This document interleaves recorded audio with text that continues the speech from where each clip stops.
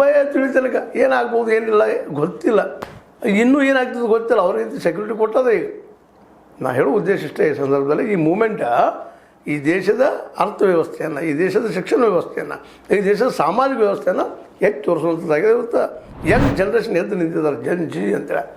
ಆದರೆ ಇಲ್ಲಿ ಜನ್ ಜಿಗಳಿಗೆ ಕ್ರಾಂತಿ ಮಾಡೋಗಿದ್ರು ಶಾಂತಿಯಿಂದ ಗಾಂಧೀಜಿಯವ್ರ ಮಾರ್ಗದಲ್ಲಿ ಹೋಗ್ಬೇಕಂತೇಳಿ ದೀಪಿಕೆ ಹೇಳ್ತಾ ಇದ್ದಾರೆ.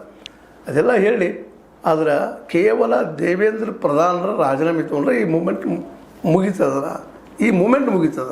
ಒಂದು ಸಮಸ್ಯೆ, ಮುಂದಿನ ವರ್ಷ ಲೀಕ್ ಆಗೋದು ಗ್ಯಾರಂಟಿ ಏನದ?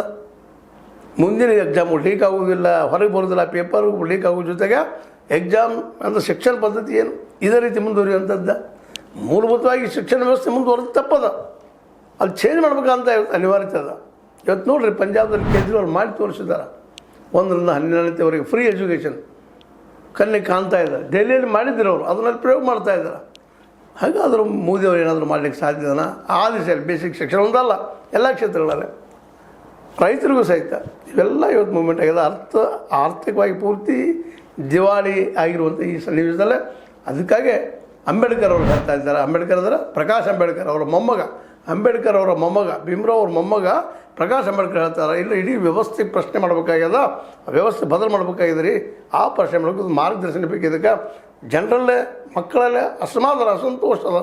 ಆದರೆ ಅದನ್ನು ಸರಿಯಾದ ಮಾರ್ಗದಲ್ಲಿ ತೆಗೆದುಕೊಂಡು ಹೋಗುವಂಥ ಕೆಲಸ ಆಗಬೇಕಾಗಿದೆ ಅನ್ನೋಂಥ ಮಾತನ್ನು ಅವ್ರು ಹೇಳೋದನ್ನು ನೋಡಿದಾಗ ಸರಿ ಅನ್ನಿಸ್ತಾ ಇದೆ. ಈ ಮೂಮೆಂಟನ್ನು ಎಷ್ಟು ದಿನಗಳವರೆಗೆ ಅಂತ, ಎಷ್ಟು ದಿನ, 1 ತಿಂಗಳೋ 2 ತಿಂಗಳೋ ಮುಂದೆ ಒಂದು ವೇಳೆ ದೇವೇಂದ್ರ ಪ್ರಧಾನರನ್ನು ರಾಜೀನಾಮೆ ತೆಗೆದುಕೊಂಡ್ರೆ ಮುಗಿದು ಬಿಡ್ತಾ, ವ್ಯವಸ್ಥೆ ಬದಲಾಗ್ತದ.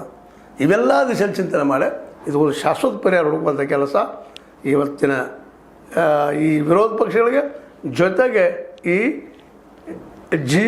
CJP ಅಂದರೆ ಕಾಕ್ರೋಚ್ ಜನತಾ ಪಾರ್ಟಿ ಇವೇನು ಚಿಂತಕರಿದ್ದಾರೆ ಇವರೆಲ್ಲ ಕೂಡಿ ಈ ಡಿಸಿಷನ್ ಮಾಡಬೇಕಾಗ್ಯದ. ಇದನ್ನು